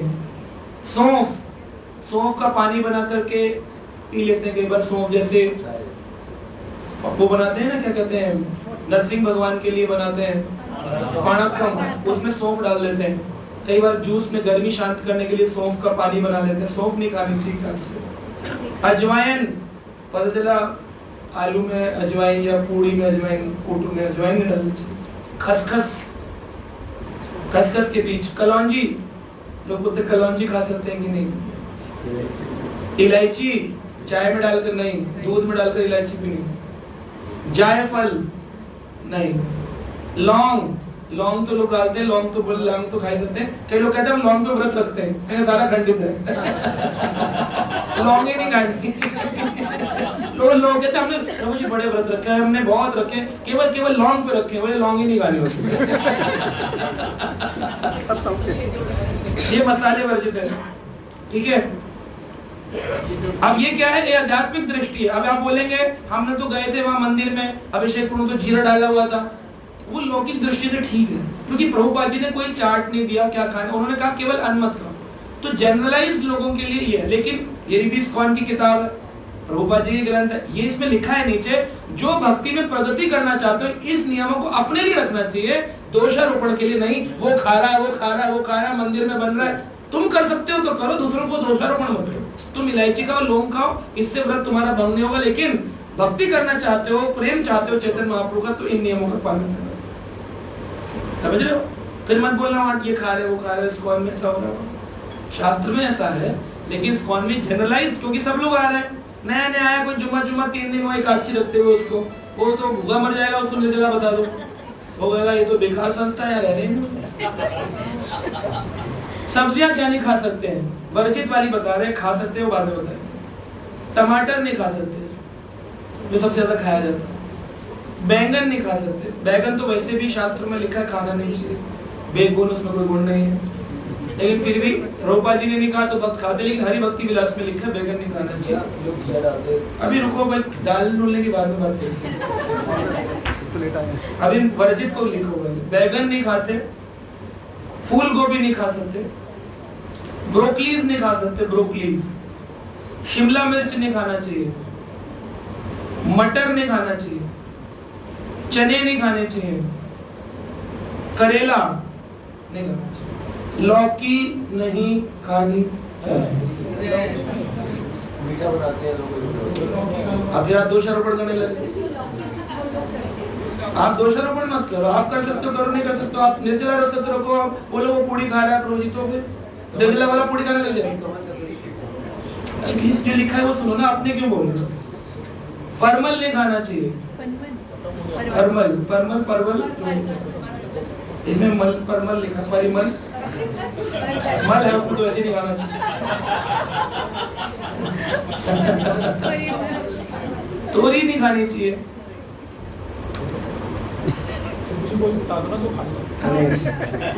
सज्जन की फली नहीं, एक्चुअली इसलिए बोल रहे हैं क्योंकि कई बार लोग जो खाते हैं ना, वो लोग कंफ्यूज होते हैं खा सकते हैं कि नहीं। सज्जन की फली, ड्रम स्टिक्स, भिंडी नहीं खानी चाहिए। हाँ, ये तो नहीं खाने वाले लिख रहे हैं अभी, हम खाने वाला नहीं बोल रहे। केले के फूल, केला खा सकते हैं, लेकिन केले के फूल, फ्लावर्स की सब्जी बना देते लोग व्रत में, बोले केले का फूल तो खा सकते हैं। पालक, पालक सलाद में पालक डाल, पालक नहीं। सलाद सलाद में केवल खीरा खा सकते हैं, बाकी कोई सलाद नहीं। पत्तेदार गोभी यानी पत्ता गोभी, सैलेड लीव्स भी नहीं अलाउड है। और सैलेड में और कुकम्बर अलाउड है, बाकी सैलेड लीव्स, पुदीना वगैरह। हरी पत्तेदार सब्जियां नहीं डालनी। हरी पत्तेदार सब्जी, हाँ, जड़ी बूटियां जैसे जव, अजवाइन, कड़ी पत्ता, नीम पत्ता, तुलसी पत्ता डाल सकते। पता चले आपने कहा बोले सारे पत्ते हटा दिए, तुलसी पत्ता भी डाल दिए, नहीं, तुलसी पत्ता डाल सकते। धनिया, पुदीना, पालक, ये सब हरी सब्जी। अभी रुको प्रभु, भूख लगी हुई है।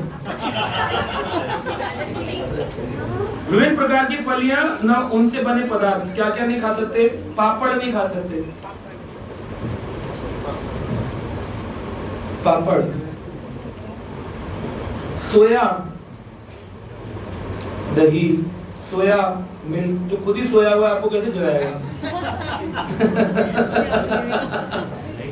कई बार लोग कहते हैं हाँ सोया दही, सोया दही खा सकते हैं, सोया दही, सोया मिल्क, सोया कर्ड आता है ना लिखा हुआ सोया दही। आजकल जो लोग हो गए ना, क्या कहते हैं, वीगन, तो वेगन्स जो है वो कहते हैं सोया वाला मिल्क ले लो, सोया मिल्क, बादाम, सोया मिल्क या सोया कर्ड ये नहीं लेना है। सोया भाग जगाया अगर तुमने सोया नहीं खाया। अनाज से निर्मित पेय, ये अनाज के यानी बने हुए प्रोडक्ट्स होते हैं ना, अनाज से भी कई जूस बनते हैं, जैसे बाजरे का, जौ का, मैदा के, सत्तू टाइप के, सब अलाउड नहीं है। दलिया नहीं खा सकते, चावल नहीं खा सकते, मक्का नहीं खा सकते, मेज, सभी प्रकार की दालें। ये मत पूछना कौन सी दाल खाएं, यहाँ पर दाल की दाल नहीं गलती है, all types of dal, pulses. आटा यानी गेहूं, चना, उड़द दाल, चावल, इन सभी के आटे, चावल का आटा। मक्के के बने शक्करा, मक्के से यानी शक्करपारे बनाते हैं मक्के के। शक्कर युक्त अनाज यानी मीठा अनाज, मीठा रोटी, मीठी रोटी। मीठा सोडा, जैसे वो डालते हैं ना सब्जियों में मीठा सोडा। पाक चूर्ण बेकिंग पाउडर, कभी कभी लोग केक बनाने के लिए कोको का बेकिंग पाउडर डाल देते हैं। शीतल पेय में कस्टर्ड नॉट अलाउड, और निकाल कौन से उसमें। पुडिंग, पुडिंग के नाम पर कई बार लोग बाहर की क्रीम यूज करते हैं और उसके अंदर बफेलो क्रीम्स यूज होती हैं और भी अलग अलग प्रकार की चीजें, फैट्स, ग्लिसरीन यूज होता है। तो क्रीम, चीज, चीज क्या चीज, बदतमीज, नहीं खानी चीज, उस दिन नहीं खानी चीज, नहीं खानी। नहीं, पनीर अलग चीज है, चीज अलग चीज है।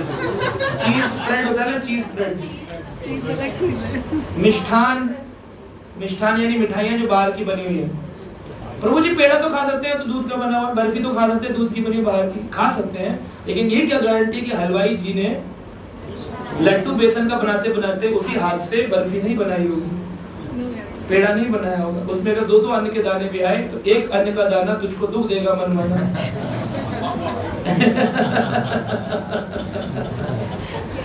इसलिए अवॉइड करें। अनाज से निर्मित तेल, आप कुकिंग करने के लिए तेल कौन सा यूज करें? मक्के का तेल नहीं करना, सरसों का तेल नहीं करना, तिल का तेल नहीं करना, तिल अलाउड नहीं है, ये सबको थोड़ी पता चलता है। तिल अलाउड नहीं है, लोग तिल की गजके खाते रहते हैं एकादशी में, तिल तो अलाउड है प्रभु जी। खाली षट तिला एकादशी होती है, उसमें खा सकते हैं, लेकिन वो भी कौन? जनरलाइज्ड लोग, डिवोटीज, वो भी नहीं खाते हैं। षट तिला एकादशी पुण्य प्राप्ति वाले एकादशी के दिन, डिवोटीज को षट तिला में भी तिल नहीं खाना होता। तिल इज नो फॉर डिवोटीज। हाँ बोलो किसमें? उसके उसमें महिमा में लिखा होता है ना, वो पुण्य के लिए होती है ना, पुण्य प्राप्ति होगी, ये पुण्य मिलेगा, अश्वमेध यज्ञ का फल मिलेगा। खाए ना, बाकी सब काम करें, दान भी करते हैं, नहा भी लें। हाँ वो सब कर सकते हैं, खाना नहीं। एक चीज इसमें जो मूंगफली का तेल होता है ना, एक मिनट रुको, आएंगे। तिल से निर्मित खाद्य पदार्थ, जैसे तिल से कई खाद्य पदार्थ बनते हैं, सूखा मेवा, तिल की मेवा बना देते हैं ना लोग, तिल के लड्डू, तिल की मेवा, आलू के चिप्स, घर के बने हो तो खा सकते हैं, बाजार के नहीं खा सकते। व्रत के नाम से कहकर भी आते हैं व्रत के चिप्स, लेकिन अगर उसने एक सोया ऑयल में अगर कुकिंग किया होगा तो आपको कैसे पता चलेगा, रिफाइंड में गया होगा, सोया रिफाइंड में, आपको कैसे पता चलेगा कि उसने अन्न में किया है या नॉर्मल किया है। इसलिए बाजार के चिप्स नहीं, घर के चिप्स, खुद मेहनत करो, आलू घसो, सुखाओ,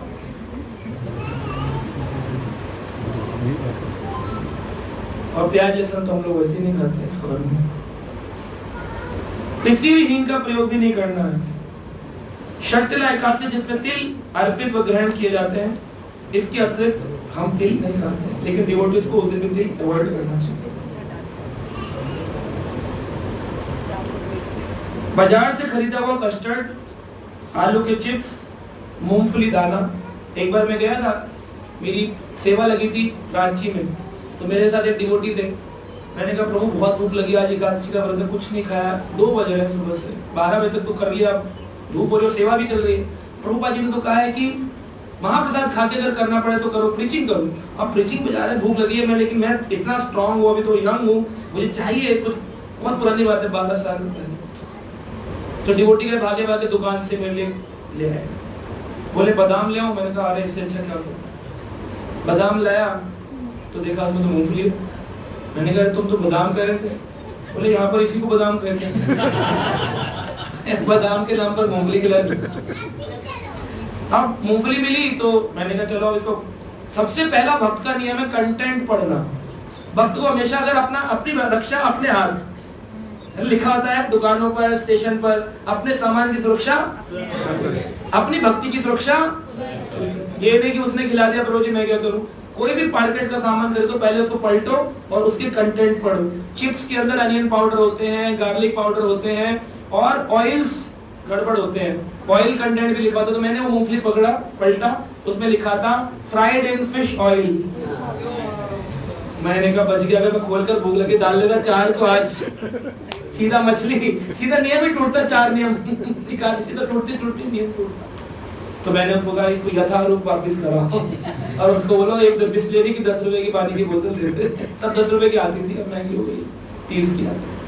तो उसने फिर पानी की बोतल ला दी, पानी से पूरा दिन गुजारा, फिर मैंने कुछ नहीं खाया। तो इस तरह से ध्यान देना चाहिए। ऑयल कौन से है, ये ऑयल भी ध्यान। अब बात आती क्या खा सकते हैं, प्रभु जी पूछ रहे थे। कह रहा कोई फायदा नहीं, कह रहा कोई फायदा नहीं प्रभु जी, सब तो मना कर दिया। बहुत कुछ है खाने में, बहुत कुछ, आप खुश हो जाएंगे, फिर आप बोलेंगे भक्त खुश हुआ। सभी प्रकार के फल खा सकते हैं, ताजे और सूखे, यानी ड्राई फ्रूट्स और फ्रूट्स, सभी प्रकार के, लेकिन तिल ना हो उसमें। बादाम और मूंगफली से निर्मित तेल, बादाम तेल, बादाम तेल क्या होता है, almond oil, cashew nut oil, groundnut oil, यानी ड्राई फ्रूट्स के ऑयल यूज किए जा सकते हैं। सनफ्लावर जैसी तरह सीड्स है, इसमें भी कई बार ना उसमें आप चेक करना चाहिए लेबल में, इसमें भी कई बार ना कुछ मिक्स होता है। हाँ, ये भी सही बात बोली है। ग्राउंडनट ऑयल जब खरीदते हैं तो ग्राउंडनट ऑयल ओरिजिनल मान लो 200 रुपए की एक बोतल आएगी, मिक्स वाली आपको 90 रुपए में दे देगा, आप खुश हो जाएंगे एक बार 90 रुपए, उसमें पता चलेगा सोया ऑयल मिक्स है। तो ऐसा तिल के तेल में भी होता है। जब हम कार्तिक में तिल के तेल से दिया जलाते हैं, तो एक दिन मेरे फादर ले आए थे, तो तिल के तेल में सरसों का तेल मिक्स था, और रेट आएगा 50 रुपए की बोतल। बोले तुम लाते हो 200 रुपए की, हम ले 50 रुपए। मैंने घुमाई, सरसों का तेल 80%, तिल का तेल 20%। मैंने कहा इससे हम दिया नहीं जलाएंगे, ये तो दिया बुझा देगा, हमारी भक्ति का दिया बुझ जाएगा। इसलिए फिर मैं वापस गया, 200 रुपए वाला तेल लाया, फिर तिल का तेल लाया। घी से जलाओ वैसे तो बेस्ट है, देसी घी नहीं है तो तिल का तेल यूज करो, लेकिन ये मिक्स वाले ऑयल जल्दी में खाना पूर्ति करना भक्ति के नियम। फिर जनरलाइज वाली भक्ति कर लो, जो है लौकिक भक्ति। आध्यात्मिक के लिए तो फिर सीरियस होना पड़ेगा, आध्यात्मिक के लिए सीरियस। हाँ जी, कोकोनट ऑयल यूज कर सकते हैं।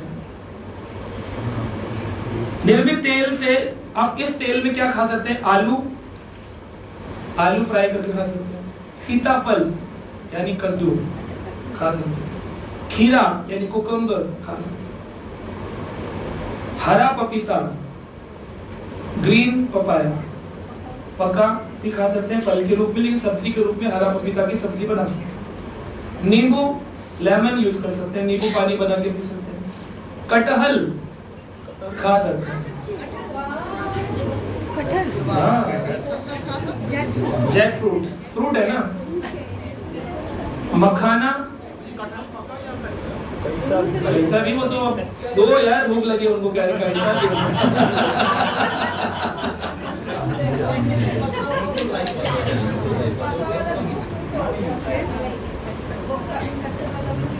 नारियल खा सकते हैं, सिंघाड़े का और कूटू का आटा खा सकते हैं। सिंघाड़ा अलग होता है, कूटू अलग होता है, पर दोनों आटे अलाउड है। और एक आटा होता है राजगीर का आटा, पर देखना ये चाहिए कि एक ऐसी दुकान से खरीदें जो आदमी जान पहचान का हो, क्योंकि कूटू के आटे, राजगीर के आटे, सब में भी नॉर्मल आटे मिक्स कर देते हैं। चीनी सभी प्रकार की खा सकते हैं, शुगर, ब्राउन शुगर लो या व्हाइट शुगर। मैं ड्रग्स वाली ब्राउन शुगर की बात नहीं कर रहा। आप पता चला 4-5 नशेड़ी लेटे हुए हैं, आपने कहा ब्राउन शुगर। शुगर ब्राउन हो या व्हाइट हो, शुगर होना, चीनी होना चाहिए, शुगर फ्री। सभी प्रकार के दूध पदार्थ जैसे दही, दूध, घी ग्रहण कर सकते हैं। एकादशी में प्रयोग होने वाला नमक यानी सेंधा नमक यूज कर सकते हैं, लेकिन ध्यान देना चाहिए सेंधा नमक जनरल डे में यूज करने वाला यूज नहीं करना चाहिए। क्यों? सेंधा नमक लिया आपने, आटे में मिलाया, फिर उस हाथ से थोड़ा और डाला तो टच हो रहा है अन्न उसमें, तो वो वाला यूज करेंगे तो इसमें भी अन्न का कण आ सकता है।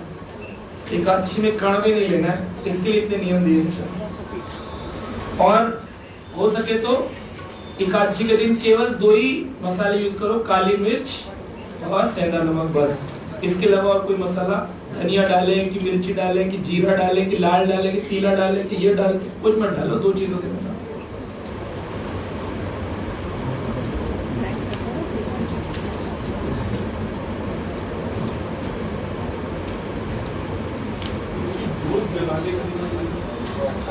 घी और तिल का तेल,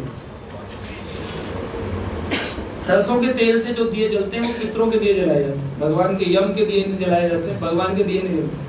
जब भी पितृ सेवा होती है तिल का तेल की नहीं यूज होता, ना घी यूज होता है, वहां पर सरसों का तेल यूज। तो जो लोग पितरों के दिए जलाते हैं वो लोग तेल सरसों, जो देव दिए जलाते हैं देवताओं के, वो फिर क्या तेल का तेल यूज या फिर घी यूज। ओके, तो ये रहा आपके भोजन करने के लिए। अब भोजन के साथ साथ भजन भी होना चाहिए एकादशी के दिन, है ना। खूब सारा भजन करें एकादशी के दिन। उपवास यानी कि हरि भगवान के पास रहना या गुरुजनों के पास रहना, यानी कि एकादशी वाले दिन प्रोग्राम ये बनाना चाहिए, आज तो हमें जल्दी खाली करना है और इसलिए जल्दी बंद करेंगे, वरना ये होना चाहिए 10 बजे सब लोग पहुंच जाओ एकादशी वाले दिन किसी जगह शांति धाम में, और 3-4 बजे तक यहीं रहो, माला करो, कथा सुनो, क्वेश्चन पूछो, भगवान के संग में रहो। क्योंकि जैसे आप घर जाओगे ये 2 घंटे की क्लासे इतने थके हुए होगे, एसी चलाकर सो जाओगे, कहोगे माला शाम को करूंगा, बच्ची है ना। फिर बढ़िया सी कूटी की सब्जी बना के प्लेटर बनाकर खाओगे और ग्रंथ बोलोगे कल पढ़ूंगा। तो साथ रहने से क्या है, पढ़ाई लिखाई भी हो रही है, डिस्कशंस भी हो रहे हैं, प्रश्न उत्तर भी हो रहे हैं, और बैठकर यहाँ पे कम से कम 4-5-10 माला का साथ में जाप करेंगे तो एक यूनिटी, स्पिरिचुअलिटी ग्रो होती है। तो भक्त संघ में एकादशी बनानी चाहिए, कोशिश करना चाहिए, या तो फिर अकिंचन भजन करो सुबह से शाम।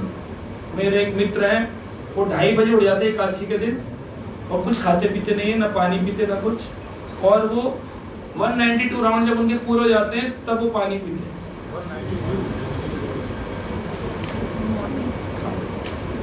तो एकादशी के दिन 192 नहीं कर सकते, 64 करो, 64 नहीं कर सकते तो कम से कम 32 करो, 32 नहीं कर सकते तो कम से कम 25 तो करो, यानी 16 माला से अधिक माला। और जो 16 ना करता उसके मन में आएगा मैं क्या करूं, तो 16 तो कर ले भाई आज, वो तो 16 करने का प्रयास करें। अब कई सारे प्रश्न हैं, छोटा छोटा क्वेश्चन आंसर 5 मिनट में, क्या कहते हैं उसको, फायर राउंड, अभी पूरी बात नहीं, रैपिड फायर राउंड। एकादशी की महिमा पढ़नी चाहिए कि नहीं पढ़नी चाहिए? एकादशी की महिमा भक्तों के लिए नहीं है, जनरलाइज लोगों के लिए है, क्योंकि एकादशी की महिमा में पुण्य प्राप्ति के प्रति रुचि जागृत होती है। पढ़ेंगे तो पता चलेगा अश्वमेध यज्ञ का फल मिलेगा, सोना दान का फल मिलेगा, कन्या दान का फल मिलेगा, हाथी दान का फल मिलेगा, घोड़ा दान का फल मिलेगा, पृथ्वी दान का फल मिलेगा। आदमी खुश हो जाएगा, मैं इतना बड़ा दानी हूँ, अहंकार से भर जाएगा। वक्त लोग कहते हैं हम तो पतित हैं, भगवान के जीव हैं। तो इसलिए जनरल लोगों को इंस्पायर करने के लिए, क्योंकि जनरल आदमी क्या है, पुण्य प्राप्ति हेतु सारे काम कर रहा है, तो उनके लिए पुण्य प्राप्ति हेतु ये नियम दिए गए ताकि एटलीस्ट एकादशी रख ले, इतने पुण्य की बात से ऋषि मुनियों ने लिखा। अगर कोई व्यक्ति बेड रिडन है, कोई एकादशी व्रत नहीं रख सकता, या एकादशी कभी उसने कही नहीं जीवन में, पापी तापी था और आपका रिलेटिव था, प्राण त्यागने वाला है, आप चाहते हैं इसके लिए कृपा कर दो, तो क्या करो, एकादशी पढ़े और वो जीवित हो तो उसको एकादशी की महिमा सुना दो। एकादशी की महिमा सुनाने से एकादशी व्रत रखने का फल उसको मिल जाएगा जो कभी एकादशी महिमा है बड़ी पावरफुल, लेकिन साथ में उसमें एक डिमेरिट भी है कि वो डिवोटी को डिविएट कर सकती है स्पिरिचुअल पाथ से पुण्य के पाथ, और पुण्य प्राप्ति के बाद क्या होगा, आप स्वर्ग जाओगे, तो आपको स्वर्ग को जाना नहीं, और स्वर्ग जाने के बाद पतन होता है। इसलिए आध्यात्मिक धाम का भक्त न पुण्य के प्रति रुचि रखता है, न पाप की रुचि। एकादशी के संदर्भ में हमने प्रश्न उत्तर भोजन के ले लिए, क्या खा सकते हैं ये ले लिया। एकादशी व्रत सभी को करना चाहिए, हमने ऑलरेडी क्वेश्चन कर लिया। एकादशी के दिन अन्न क्यों नहीं खाना चाहिए, ऑलरेडी ले लिया, क्योंकि उसके अंदर पाप प्रवेश करता है। क्या नए भक्तों के लिए, शुद्ध भक्तों के लिए एकादशी है या सबके लिए एकादशी है? तो एकादशी क्या एकादशी के दिन श्राद्ध कर्म करना चाहिए? लेकिन बोलते एकादशी के दिन जो मरता है वो भगवत धाम में मर गया, उस दिन एकादशी का श्राद्ध तो करना पड़ेगा। देखो नियम ये कहता है एकादशी के दिन अगर किसी की मृत्यु हो तो उसको वेट कराना चाहिए, द्वादशी को उसका अंतिम संस्कार करना चाहिए। भाई किसी का बच्चा अमेरिका रहता है तब तो 3 दिन वेट करा लेते हो, एकादशी के कारण एक दिन वेट नहीं करा सकते, क्योंकि एकादशी के दिन जाओगे तो आपसे वो पिंडदान कराएगा, पिंडदान में तिल दान करवाएगा। और एकादशी के दिन अन्न दान करना है ना तिल दान करना, एकादशी के दिन कुछ भी दान नहीं करना। एकादशी जब पूर्ण हो जाए, जब आप पारण करो, पारण करने से पहले आप दान कर सकते हो, संकल्प कर लो कि आज मैं अन्न दान कर रहा हूँ, चावल दान कर रहा हूँ, मैं रोटी दान कर रहा हूँ। लेकिन एकादशी वाले दिन अन्न खिलाना भी नहीं चाहिए ना खाना चाहिए, फल खिला सकते हैं, फल खा सकते हैं, अभी आपके लेंगे मेरा टाइम कम है। श्राद्ध करने वाले ब्राह्मण और यजमान जो होते हैं, जो श्राद्ध करते हैं एकादशी के दिन, अन्न खाते हैं, पूरी सब्जी, बोले क्या करें, हमारे पूर्वज मर गए थे, हम क्या करें। इसमें लिखा है श्राद्ध करने वाला ब्राह्मण और श्राद्ध करवाने वाला यजमान दोनों ही यमराज के नरक के फेवरेट व्यक्ति होते हैं, क्योंकि उन्होंने एकादशी के दिन नरक जाने का डिसाइड किया खुद अपनी इच्छा से। इसलिए उस दिन एकादशी में अगर किसी पूर्वज का चला भी आ रहा हो तो फिर फल का हमें श्राद्ध करना चाहिए, यानी फल से श्राद्ध कर सकते हैं, फलाहारी श्राद्ध, अन्नहारी नहीं, ठीक है। अब आती पांडव निर्जला एकादशी जो कि आने वाली है। निर्जला एकादशी आएगी 30 मई को। तो निर्जला एकादशी के दिन भीम ने भगवान से प्रश्न पूछा था, भगवान ऐसे कोई व्रत बताओ जिसमें मैं पूरे साल का फल पा लूं। तो भगवान ने भीम को कहा तुम खाली निर्जला एकादशी रख लो बिना पानी के, तो तुमको 24 और 26 एकादशी का फल मिल जाएगा। किसको कहा था? कितना बल था उसमें? आप में कितने हाथी होगा? 0 है? हाथी की पूंछ का बल है। तो हाथी की पूंछ का बल वाला व्यक्ति भीम को कॉपी नहीं कर सकता, इसलिए निर्जला एकादशी में निर्जला ही रहना पड़ेगा और सारी एकादशी रखनी पड़ेगी। ये नहीं कह सकते कि अरे भीम ने भी तो एक करके 24 का फल पाया, हम साल में ना बड़ी एकादशी रखते हैं, उसका नाम दिया है स्मार्त ब्राह्मणों ने बड़ी एकादशी। बड़ी एकादशी रख लेंगे, बाकी में पाप खाएंगे, भर भर के रोटी खाएंगे, पूरी सब्जी खाएंगे, बस चावल नहीं खाते। अरे क्यों नहीं? सब में अन्न में पाप नहीं है, गेहूं में पाप नहीं है, सब में पाप लिखा हुआ है, सब वर्णन है।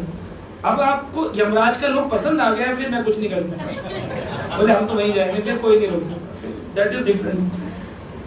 निर्जला एकादशी के दिन हम देखते हैं लोग रोड पर पानी का भंडारा करते, क्या करना चाहिए? नहीं करना चाहिए। एकादशी के दिन निर्जला एकादशी में प्राय स्मार्त ब्राह्मणों ने नियम बनाया, मटका, पंखा, पानी, तरबूजा, खरबूजा दान करो, नहीं करना चाहिए, नहीं करना चाहिए। किस दिन करना चाहिए? एकादशी जब पूर्ण हो जाए, द्वादशी के पारण भोजन खाने से पहले उसका दान कर दें या संकल्प कर ले कि मैं ये मटका, वाटर कूलर, पानी, खरबूजा, तरबूजा, फैन, पंखा, जूस जो भी है दान करना। एकादशी के दिन लोगों को रोक रोक करके और अपनी माया जाल में फंसाना। बेचारा निर्जला रख के निकला है घर से, नहीं पीऊंगा आज पानी, ये खड़े रोक रोक के, अरे रुको पियो पानी, गुलाब जल वाला, गुलाब जल रस्सी, और सोचे बड़ी कृपा मिल रही है, सबका यमराज नोट करवा रहा, तड़पा रहा है मेरे भक्त को। ये तो सोच रहे हम भंडारा कर रहे हैं, शास्त्र क्या कह रहे, स्कंद पुराण, सब पकड़े जाएंगे यमराज की, तो लिस्ट में नाम है सबका। इसलिए ये सब नहीं करना चाहिए, गड़बड़ घोटाला, नियम अनुसार चलना चाहिए। क्या एकादशी के दिन भगवान को अन्न का भोग लगा सकते हैं? हाँ, गौर निताई को नहीं लगा सकते, लेकिन सबको लगा सकते। राधा कृष्ण है तो लगा सकते, जगन्नाथ है तो लगा सकते, लेकिन गौर निताई क्योंकि भगवान चैतन्य तो नियम पालन करके दिखाया, तो भगवान चैतन्य अन्न नहीं खाते हैं एकादशी के दिन। इसलिए पता चला गौर निताई के डीटी ने लगे पड़े नमो महावदन्नाय कृष्ण परिपदाय ते कृष्ण। नहीं, उनको मखाना ही भोग लगेगा। उनको कई लोग बोलते हैं हमारे घर में तो सब एकादशी रखते हैं, हमारे घर में तो भगवान को क्या अन्न लगाना जरूरी है? जरूरी नहीं है। भगवान तो पत्रम पुष्पम फलम तो हमसे प्रसन्न होते हैं, तो भगवान को जो आपने फलाहार बनाया है वही ठाकुर जी को भोग लगा दो और वही खा लो, क्योंकि घर में कोई अन्न खाने वाला नहीं है तो अन्न खराब होगा इसलिए। लेकिन किसी घर में 2 अन्न खाने वाले हैं और 2 व्रत रखने वाले हैं, तो वो अन्न लगाकर भोग भगवान को लगा सकता है। ये नहीं कि एकादशी को राधा कृष्ण को भोग नहीं लगेगा, लेकिन गौर निताई को भोग नहीं लगेगा। पारण का समय बड़ा जरूरी है। एकादशी पूर्ण हो गई, 10वीं का नियम हो गया, रात्रि 11वीं हो गई एकादशी, अब द्वादशी आई।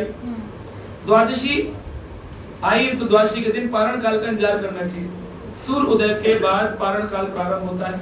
6:10 से 9:38 तक हाथ में चावल लेकर के भगवान जगन्नाथ का निर्माल्य या भगवान का लड्डू, गोविंद देव जी का कुछ भी भगवान का महाप्रसाद होना चाहिए। बिस्कुट नहीं चलेगा, ग्लूकोज का बिस्कुट बोले ये भी तो अन्न है, खचक 6:50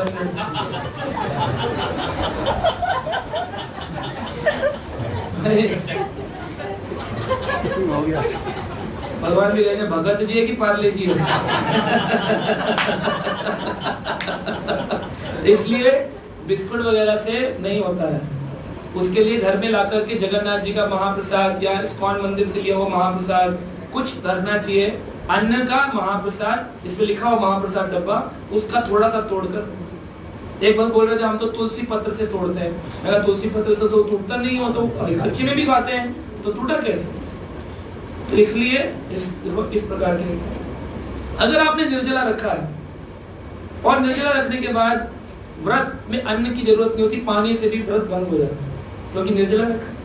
तो निर्जला रखने वाले व्यक्ति का पारण काल में अगर जल पी लिया तो भी उसका व्रत भंग, मतलब व्रत पारण हो जाएगा, भंग नहीं होगा, पारण। अब प्रॉब्लम ये एकादशी के दिन प्रभु जी हमने तो व्रत रखा था, नए नए हैं, किसी के घर गए थे, ऑफिस में मिलने के लिए मीटिंग चल रही थी, हमने कहा, उसने कहा नींबू पानी पियोगे? हमने कहा हाँ पी लेंगे। नींबू पानी में लेकिन काला नमक था, टेस्टी तो बहुत लगा, लेकिन बाद में पता चला काला नमक। एक बार मुझे भी लग गया था टेस्टी। प्रचार करने गया, उन्होंने कहा आप क्या लेंगे? आज हमारा व्रत एकादशी करे, नहीं कोई नहीं नींबू पानी मंगवा दे। मैंने कहा बोला बढ़िया वाला बनवा दे। नींबू पानी बनाया तो मसाला, मिर्ची, काला नमक सब डाल दिया। हमने भी दिखाई तो देता नहीं, सब मिक्स हो जाता है। 11 के पैक भी थे, खट्टा खट्टा था। मैं कहा है तो बढ़िया। दूसरा भक्त मेरे को बोला आप जब टूट गया तो पूरा पी लो।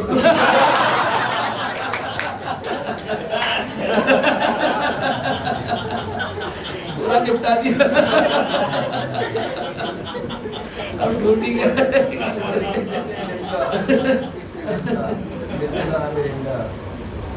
सुनो अभी पहले प्रश्न ही ले रहा हूँ मेरे वृतांत सुन लो। इस प्रकार पारण का समय निकलने से पहले उसको एकादशी के दिन अगर गलती से टूट जाए तो एकादशी के जिस दिन टूटा है, लोग बोलते हैं आप तो टूट ही गया, तो आप खाते पीते मरे मजे से आप कल व्रत कर लेंगे। प्रभु जी ने कहा नहीं, जिस पल पता चल गया कि व्रत खराब हो गया उससे लेकर के अगले दिन तक और उस अगले दिन भी पारण नहीं करना। आपको पारण काल चला जाएगा क्योंकि आप तपस्या कर रहे हो कि मैंने कल व्रत तोड़ दिया है, इसलिए आपको अगले दिन भी पूरा दिन व्रत करना। त्रयोदशी में जाकर के फिर वो दुनिया द्वादशी को करेगी, आपको त्रयोदशी को पारण करना है, टाइम वही रहेगा सेम। प्रायश्चित। अच्छा, आप मेरे साथ ऐसा भी हो चुका है, पारण काल के टाइम निकल गया और बोला था 6:10 से 6:11 तक, 1 ही मिनट का था, रखा था हाथ में चावल, 6:10 नींद आ रही थी, ऐसे बहुत बैठा था, वेट कर रहा था, 6:12 पे अलार्म बजा कर 1 मिनट, अरे नाल भी, लेकिन 1 मिनट तो डिले हो गया, अब क्या होगा, पारण तो खराब हो गया। अब एकादशी कहाँ हो गया, और क्या नहीं किया, आप खाती बात नहीं किया, पारण खराब हो गया। तो नियम तो कहता है स्टैंडर्ड उस व्यक्ति को आज से व्रत करना पड़ेगा, क्योंकि उसने पारण काल में व्रत खराब कर दिया। लेकिन अगर व्रत नहीं भी कर सकता है तो एटलीस्ट उसको क्या करना चाहिए, एक और नियम है कि उसको अधिक माला का जाप करना चाहिए, और अगली जो एकादशी आएगी उस एकादशी में कम से कम दोपहर के 12 बजे तक निर्जला रहना चाहिए। तो मैं ज्यादातर 12 बजे तक निर्जला रख लेता हूँ, क्योंकि आगे पीछे कुछ ना कुछ गड़बड़े होती है।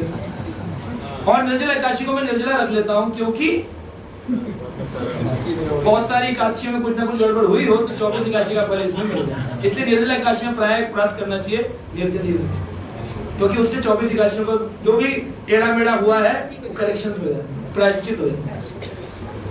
तो निर्जला एकादशी को प्रयास करना चाहिए पूरा निर्जला। तो इस प्रकार से खाना चाहिए, इसका हमने डिस्कस किया, जल दान का डिस्कस किया। एकादशी के दिन पंडित जी विवाह मुहूर्त निकालते हैं, मेरा भी निकाला था, देव शयनी एकादशी, देव उठानी एकादशी।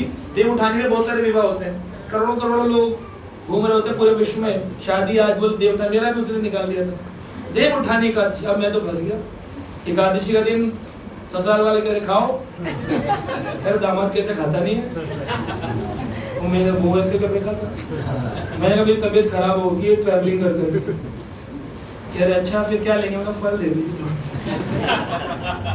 पारण काल तक यही कह के निकाला, जब पारण काल आ गया बोले अभी तबीयत ठीक हुई, मैंने कहा आप ठीक है, आप फल हो गया, वो भी हो गया।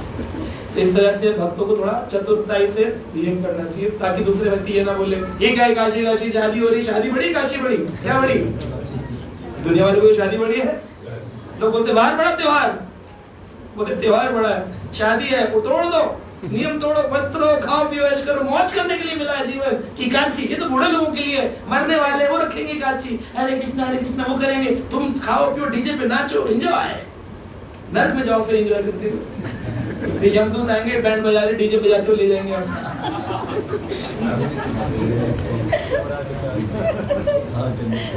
इस प्रकार से एकादशी की अद्भुत महिमा श्रीमती राधा रानी ने गोपियों को गर्भ से, तो ये गर्भ संहिता का प्रमाणित, स्कंद पुराण प्रमाणित, इसमें कुछ भी मनोकल्पनिक इस्कॉन का बनाया हुआ नहीं है। इसलिए आप कोई बोले कि इस्कॉन वालों ने बना लिया, पंडितों ने बना लिया, ये वाला प्रभु ने बना लिया, जो वीडियो देख रहा होगा, ये मैंने नहीं बनाया है, राधा रानी ने बनाया।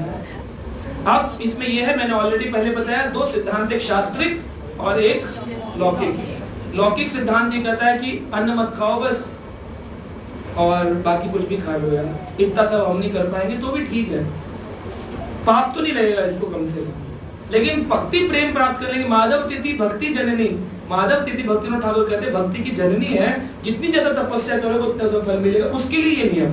तो ये इंडिविजुअल अलग हो सकते हैं, ये जनरलाइज नहीं हो सकते कि इस्कॉन में सबको जीरा छोड़ना पड़ेगा, सबको टमाटर छोड़ना पड़ेगा, सबको लौकी छोड़, जनरल है, क्योंकि जीरा खाने से, लौकी खाने से पाप तो नहीं लगेगा, लेकिन इस व्यक्ति की भक्ति के लिए अच्छा नहीं है। इसको अगर भक्ति में शुद्धि चाहिए, प्रगति चाहिए, तो उसको ज्यादा नियमों के पालन करने, तो ये अलग अलग सबके हो सकते हैं, ये जनरलाइज नहीं किया जा सकता।